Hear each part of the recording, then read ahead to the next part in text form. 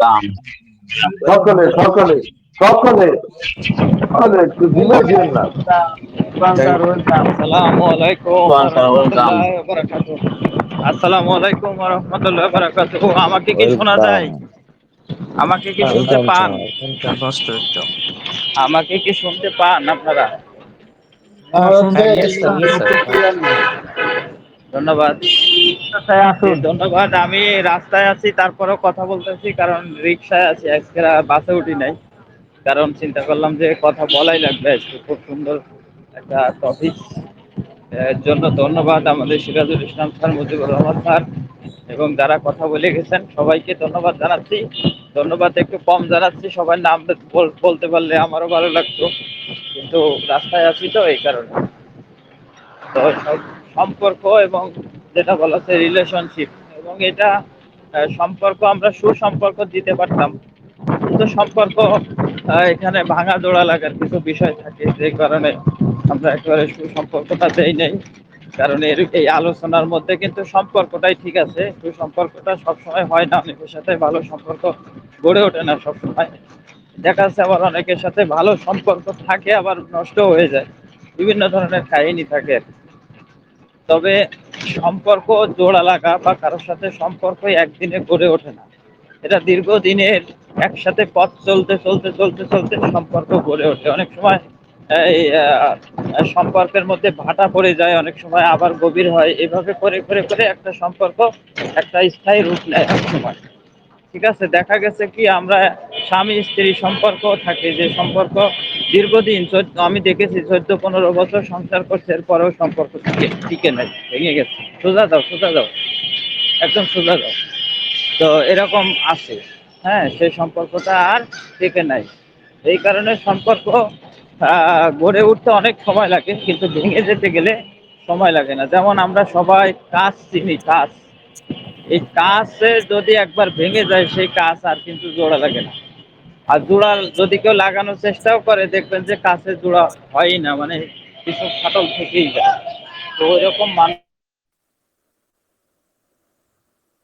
মানুষের মন, একজন মানুষের একটা আত্মার সাথে আরেকটার সাথে আত্মার যখন রিলেশন তৈরি হয়, সেই রিলেশনটা যখন ভেঙে যায় সেইটা আর জোড়া লাগে না সহজে। হ্যাঁ, দেখবেন যে যে সম্পর্কের মধ্যে, অর্থাৎ স্বামী স্ত্রীর সম্পর্কটা আমরা সবসময় মজবুতি একটা সম্পর্ক মনে করি। তো সেই সম্পর্কের মধ্যে দেখা যাচ্ছে যে পৃথিবীতে সবচেয়ে সম্পর্ক আমি মনে করি যে স্বামী স্ত্রীর সম্পর্কটা মজবুতি সম্পর্ক। অনেক সময় বাবা মার সাথেও সেই সম্পর্ক গড়ে ওঠে না। হ্যাঁ, আবার আহ, সন্তানের সাথে বাবা মার, বা আমি ধরেন বাবা মা, আমার সন্তানের সাথে সেই সম্পর্ক গড়ে উঠবে না যেটা আমার ওয়াইফের সাথে, আমার বাবা মার সাথে আমার সেই সম্পর্ক গড়ে উঠবে না যেটা আমার ওয়াইফের সাথে। এই জন্য এই সম্পর্কটা খুব মহব্বতী সম্পর্ক হিসেবে আল্লাহ তাআলা পৃথিবীতে দিয়েছেন, এই স্বামী স্ত্রীর সম্পর্ক। তো সেই সম্পর্ক উদাহরণ হিসেবে মানুষ এই কারণেই বলে, কারণ এই সম্পর্কটাও যদি একজন আর একজনকে সন্দেহের বশে দেখতে থাকে, তাহলে দেখা যায় সেটা আস্তে আস্তে ধীরে ধীরে নষ্ট হতে পারে। তো এরকমই। তো আমাদের যে সম্পর্কটা হয়েছে, আমাদের অন্তর্শীলের যে একটা পরিবার, এই পরিবারের যে সম্পর্ক, সেই সম্পর্ক কেউ কারোর ভাই, কেউ কারোর বোন, কেউ কারোর বন্ধু, কেউ কারোর মনে করেন যে শ্রদ্ধ ব্যক্তি, এরকম আছে, আমাদের কেউ স্নেহের পাত্ররাও আছে। এই সম্পর্কটা, এখানে আসলে এই সম্পর্কের মধ্যে ফাটল ধরানোর কোনো ধরনের কাহিনী নেই। এখানে কেউ কারোর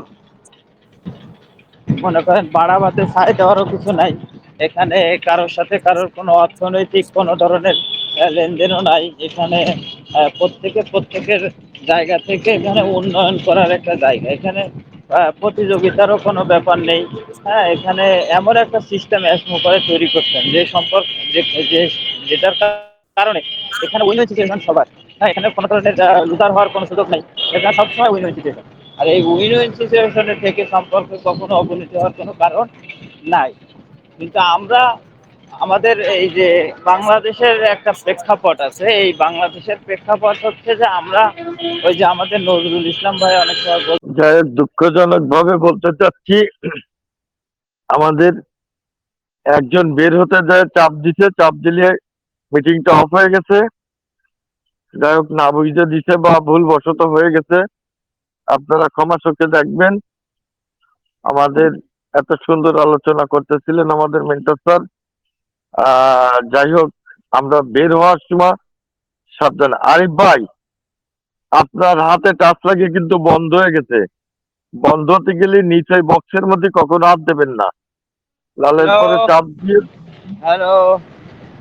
জি জি জি। আমাকে হ্যালো। একজন ফোন দিছিল, এই কারণে আমি বেরিয়ে গেছিলাম। তো এই কারণে আরে আর কি। আরে না না, আপনার সেই কারণে বেরোননি।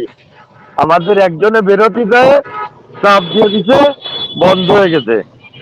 জি ভাই জি জি। ভুল বশত এটা চাপ লাগে গেছে ভাই, আমি ক্ষমা করবেন, আসলে আমি বুঝতে পারি নাই ভাই, সরি। এই কারণে তোমার বউরে যাই বলে মাথায় গরম বলায় দাও। জি জি জি, ধন্যবাদ। আব্দুল সুবহান স্যার, আসুন। হ্যাঁ, তো ওইটাই, আমরা হচ্ছে কাকটার জাতি। আমি কোন জায়গা থেকে শুনেন নাই আমি তো বুঝতেছি না, কারণ রাস্তার মধ্যে শুধু বলেই যাচ্ছি, আমি কখন মানে বেরিয়ে গেছি জানি, বুঝছেন। তবে একটা ফোন আরে আসছিল।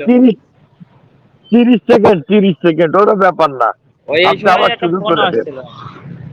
যাই হোক, আমরা হচ্ছে আমাদের আমাদের হচ্ছে জাতীয় খেলা হাডুডু, বুঝছেন, এটা বুঝতে হবে আমাদের। সুতরাং আমাদের মধ্যে সম্পর্ক ভাঙবে এইগুলো হতেই থাকবে। হ্যাঁ, আমাদের হচ্ছে ভাঙা গড়ার খেলার মধ্যে আছে। আমাদের দেশের মধ্যে যে পদ্মা নদী প্রবাহিত হয়েছে, এটা হচ্ছে ভাঙা গড়ার খেলা। হ্যাঁ, পদ্মা নদী আমাদের এটা শিখাইছে যে এপার ভাঙে ওপার গড়ে। ঠিক আছে। তো এটাই হলো, যেমন আমাদের দেশে দেখেন, আমরা অন্তর্শীলের মধ্যে আমরা কত লোক একসাথে ছিলাম। ঠিক আছে, সেখানে আমার আমার সাথে 1300 লোক ছিল ডাইরেক্ট। ঠিক আছে, আবার অনেক লিডাররা ছিল আমার সাথে। তারা আবার কিন্তু কি হয়েছে, তারা আমার থেকে বের হয়ে গেছে।